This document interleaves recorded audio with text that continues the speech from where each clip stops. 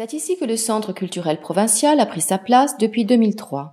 Situé sur la route de Pomemi, non loin de la tribu de Bako à Koné, ce lieu fut autrefois un lieu d'échange et de partage entre les gens de la mer et ceux de la montagne. Suite à une volonté politique, la province Nord décide de racheter le terrain au Dr Patrick Calin et son épouse le 12 août 1996 afin d'y créer un centre culturel. Voici son histoire.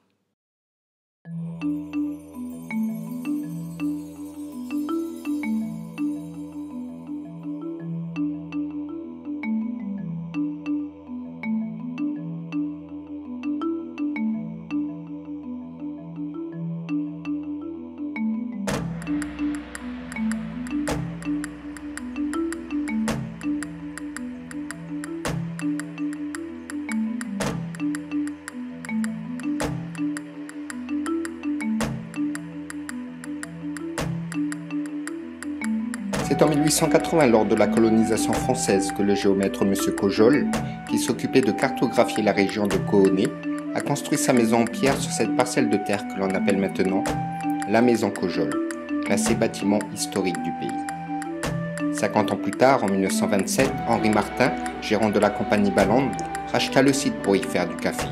Par la suite, en 1965, Maxime Gibert, un prospecteur minier, racheta le terrain et le revendit au Dr Patrick Calin dans les années 80. En piteux état, la bâtisse fut rénovée à l'identique par le docteur lui-même avant son rachat en août 1996 par la province Nord.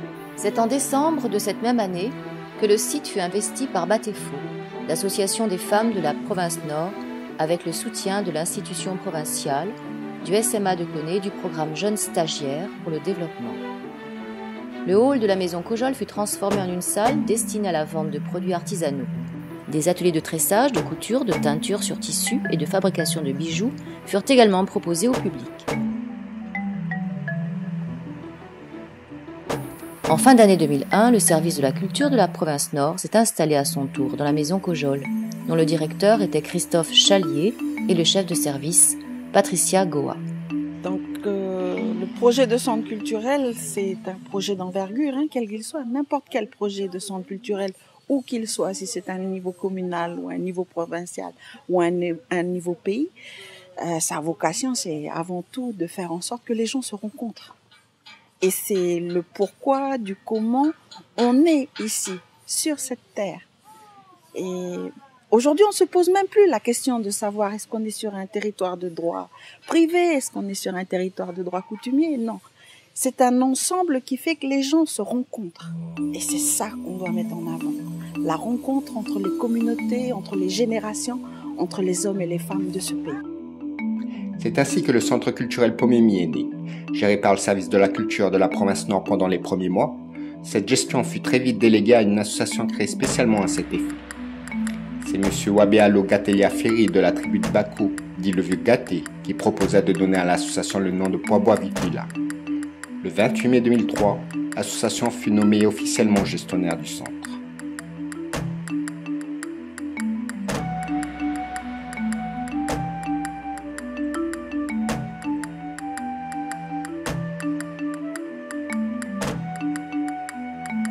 Poibois Vitila, ça veut dire c'est là où il y a les tas de coquillages. Et les tas de coquillages, et ce n'est pas arrivé tout seul, quoi. C'est par rapport à cet endroit qui est un lieu d'échange dans le temps, quoi. Tous les vieux dans le temps, ben voilà, les vieux de la chaîne, les vieilles de la chaîne, ils transportent les fruits de la terre. Et ceux du bord de mer, ils viennent, les vieilles, ils viennent avec les fruits de la mer. Et c'est là c'est à cet endroit-là qu'ils se retrouvent pour faire des échanges. Non seulement au niveau des fruits de mer et fruits de la terre, mais aussi ils restent un peu plus longtemps pour échanger par rapport à l'histoire de chacun. Puis des échanges pour garder simplement toujours les liens. Qui jusqu'à maintenant, ben, on se retrouve dans ce qui se dit dans ce temps-là, avec tous les vieux à nous.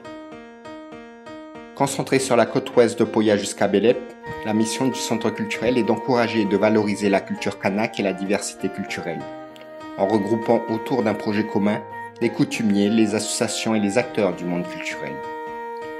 Son rôle est d'accompagner les artistes dans leur création et de valoriser leur travail en mettant en place des résidences.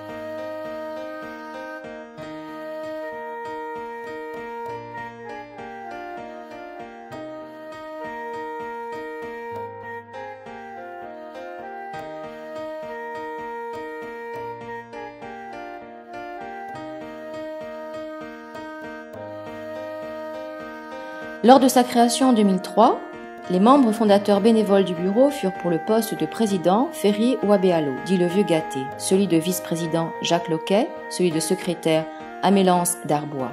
Au fil des ans, se sont succédées différentes personnalités du monde associatif, telles que Luc Tournabien, Francia Boa ou encore Mathilde Mereatou.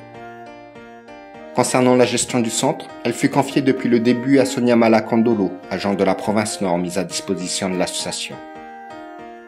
Celle-ci fut rejointe par Angelina de Rios, qui occupa le poste de secrétaire comptable et plus tard par Astrid Ounine, chargée de l'action culturelle, une jeune femme très sympathique, toujours souriante et pleine d'enthousiasme, décédée brutalement suite à un accident de voiture lors d'une mission à la tribu de Bopo.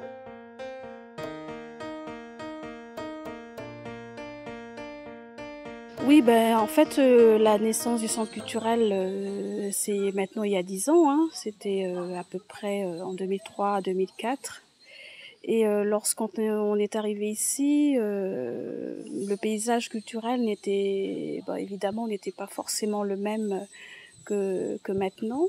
On était, disons, le premier centre culturel provincial qui s'est mis en place sur la côte ouest. Donc il fallait faire tout un travail, on va dire, de sensibilisation, d'éducation à la pratique culturelle. Donc on a commencé comme ça le travail ici. Et donc il a fallu mettre en place une programmation, que ça soit au niveau de la diffusion des activités du théâtre, des plateaux de musique, également aussi on a une petite salle d'exposition. Et donc le challenge, c'était de faire connaître cet endroit, parce que c'était le tout premier endroit dans la zone, en tout cas sur la côte ouest. Et il fallait habituer, enfin en tout cas donner envie aux gens de venir voir ce qui se passe. Ce n'est qu'à partir de février 2010 que Samuel Laoupio, diplômé en médiation culturelle, a repris la direction du centre. Très vite rejoint par Pélagie Néran, Sandrine Maétain-Boinou et Jeff Doneot, cette nouvelle équipe très motivée a relevé le défi et assuré pleinement ces dernières années les différentes missions qui leur ont été confiées. Conseillée par la direction de la culture de la province Nord, l'équipe gestionnaire du centre a suivi en 2013 une formation en méthodologie du travail qui lui permettra de développer plus efficacement des techniques de management pour les 5 ans à venir. Ce sont des démarches qui se développent globalement dans le pays pour justement mettre en cohérence l'action culturelle avec les politiques culturelles définies notamment par les provinces. C'est un petit peu aussi une nouveauté et ils font office de leader en province Nord dans ce domaine-là. L'axe jeune, c'est un axe important pour la province puisque en province Nord, il y a une jeunesse fortement représentée, fortement aujourd'hui diplômée. Et les espaces créés comme les équipements culturels leur permettent de véritablement œuvrer. Cette province, elle est aussi une province jeune, hein, on ne pourra pas dire que... Et on avait tout à bâtir à l'intérieur de cette province. Donc la mise en place de ces équipements est aussi accompagnée de la mise en place de formations. Et ces formations-là sont des formations qui intéressent fortement cette jeunesse. Ouais, ce que je voulais souligner ici, c'est aux jeunes de l'équipe conduit par Sam Laoupio qu'ils ont toute la confiance de la direction de la culture pour mener à bien ces politiques publiques, notamment les politiques culturelles. Pomemi sera dans l'avenir un centre qui rayonnera dans le VKP, mais aussi par son projet d'établissement, un centre d'envergure provinciale qui aidera aussi les autres équipements futurs.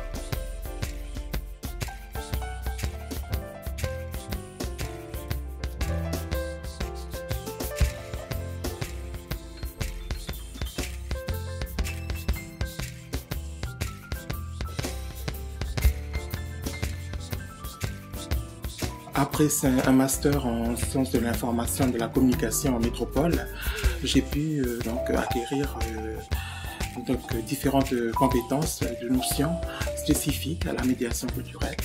Donc c'est pour cela que je me suis dit que je pouvais postuler pour ce poste. Je remercie de passage aussi le conseil d'administration de l'association Kwabwa Wifila qui ont eu confiance en moi, qui m'ont donné aussi cette chance d'acquérir de l'expérience et d'exploiter toutes ces compétences que j'ai acquises en métropole.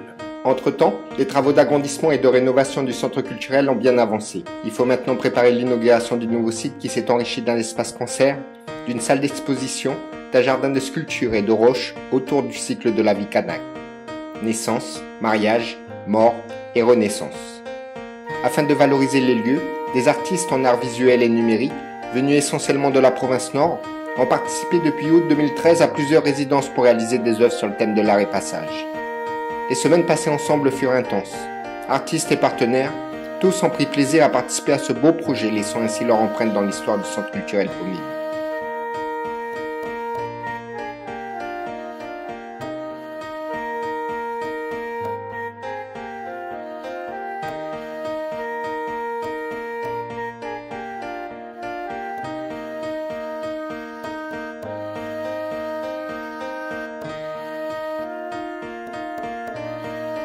Pomémy a maintenant 10 ans, un bel âge. Il a eu le temps d'apprendre à marcher, à réfléchir et à travailler avec ses partenaires pour mener à bien une multitude de projets les plus divers, des plus modestes aux plus ambitieux. Même s'il y a encore beaucoup à faire pour le développement de l'art et de la culture en province Nord, son rôle reste indispensable à la construction de la grande case, image de notre pays en devenir. C'est-à-dire être un lieu de rencontre, de partage, d'expression et de diffusion de toutes les voix.